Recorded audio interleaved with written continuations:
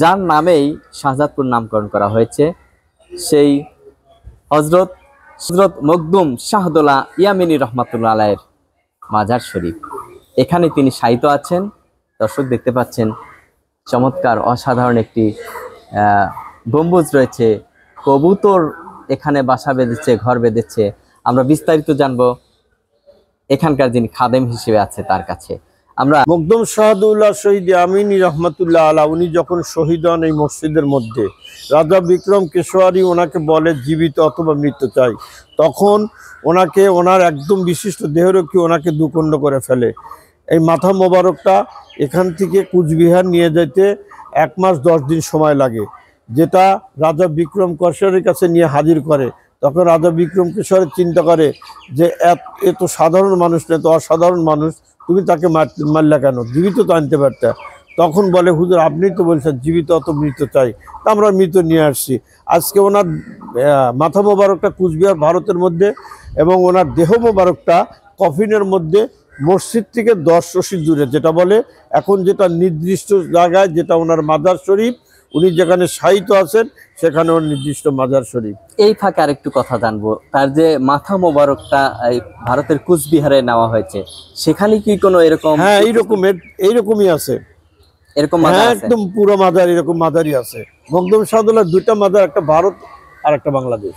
আচ্ছা, তো আজকে আমাদের শাহজাদপুরের মাজারটা নিয়ে আপনার কাছে। এই গম্বুজটা আপনি 1980 আগে একটা ছিল টিনের ঘর, আগে মখদুম শাহদুল্লাহর উপরে একটা টিনের ঘর ছিল। টিনের ঘর থেকে বিল্ডিং হয় পাকিস্তান আমলে, বিল্ডিংটা ভেঙে এইটা করে, এই গম্বুজটা করে 1980 সন থেকে কাজ করতে, এখনো চলমান। ভিতরে আরেকটা গম্বুজ তৈরি হচ্ছে, যেটা 7-8 বছর ধরে চলছে, এখনো কাজ শেষ হয় নাই, কাজ চলছে। এখানে হাজার হাজার মানুষ ছুটে আসে, যে কোনো নিয়ত করে আসে, মনের জোর নিয়তের জোর, আল্লাহর রহমত। কবুতরের সাথে কি সম্পর্ক? কবুতর ওই যে একজোড়া কবুতর শাহজালাল দিয়ে যান, ওই কবুতরের থেকে কবুতর বৃদ্ধি পাচ্ছে। এই কবুতরটা কেউ খায়ও না, কেউ ধরেও না, কেউ ছয়ও না। আচ্ছা, যেমন আছে, বরঞ্চ কবুতরের খাবার এই দরবার থেকে প্রত্যেকদিন প্রায় 8 মণ গম বিতরণ দেওয়া হয়। এখন যেটা শুয়ে আছেন হযরত মখদুম শাহদুল্লাহ, একদম নির্দিষ্ট জায়গায় উনি শুয়ে আছেন। ওনার দেহ মোবারকটা কফিনের মধ্যে আছেন। আর এই ছোট্ট মাজারটা ওনার ভাগ্না হযরত খাজানুর রহমতুল্লাহ আলাহ এখন যেখানে শায়িত আছেন, ঠিক নির্দিষ্ট জায়গায় শায়িত আছেন। আর ওনার ভাগ্না হযরত খাজানুর, ওনার সহকর্মী হযরত ইউসুফ শাহ পরগনা, উনি পরবর্তীতে স্টেট পরিচালনা করেন। মখদুম শাহদুল্লাহ একটা কি, উনি বিবাহ করেননি, উনি চিরকুমার ছিলেন। ওনার বোনটা বিয়ে হয় সোনারগাঁ বংশে।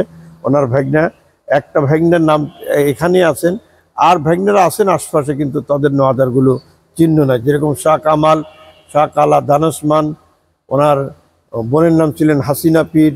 মামা ভাগ্নের আরো কিছু ইতিহাস। মামা ভাগ্না মানে মামার একটা আধ্যাত্মিক ব্যাপারে যেটা আমি বুঝি, সেটা হলো ভাগ্না যদি মামার কাছে কিছু চায়, মামা সহজে কোনো কথা ফেলে দেয় না। সেই রকম অলি আল্লাহর দরবারে আসে, মামা ভাগ্নের দরবারেই আসে, মামা ভাগ্নের নামেই পরিচিত। মামা ভাগ্নের দরবারে এখন আল্লাহর কাছে ওনার ওসিলা করে কিছু চাইলে নিশ্চয়ই কবুল হয়, যার কারণে হাজার হাজার মানুষ ছুটে আসে ওনার দরবারে। আর আরেকটা কথা, 2য় সপ্তাহ চৈত্র মাস, 2য় সপ্তাহ বৃহস্পতি শুক্রবার বাৎসরিক ওরস মোবারক। এই ওরস মোবারকে হাজার হাজার ভক্তবৃন্দ ছুটে আসে সারা বাংলার থেকে। আচ্ছা, আর বিশেষ কি কি বৈশিষ্ট্য রয়েছে এই মাজারের? বিশেষ বৈশিষ্ট্য বলতে ওনার মজেজা অনেক, ওনার পাওয়ার, ওনার শক্তি, যারা জানে তারা ঠিক মতো আসতেছে, যারা বুঝতেছে না তারা কিছুই পাচ্ছে না।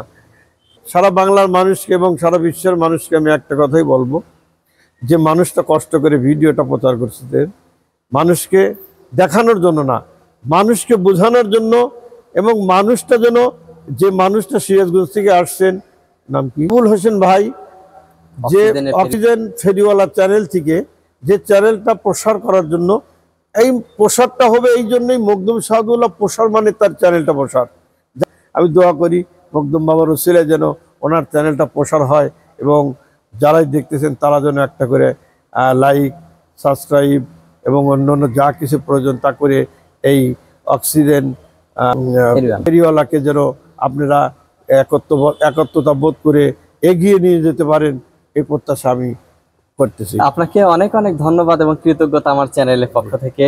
আপনি আমাদেরকে অনেক অজানা তথ্য জানালেন এবং শাহদুল্লাহ রহমাতুল্লাহ আলাইহ চেষ্টা করে গেছেন সে বিষয়েও আপনি গুরুত্বপূর্ণ কথা বলেছেন, এই জন্য আপনাকে ধন্যবাদ।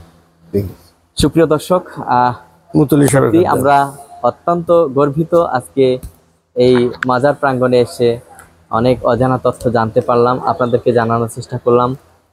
আরো কিছু তথ্যচিত্র নিয়ে থাকবে ভিডিও, আপনারা থাকবেন সাথেই। ধন্যবাদ।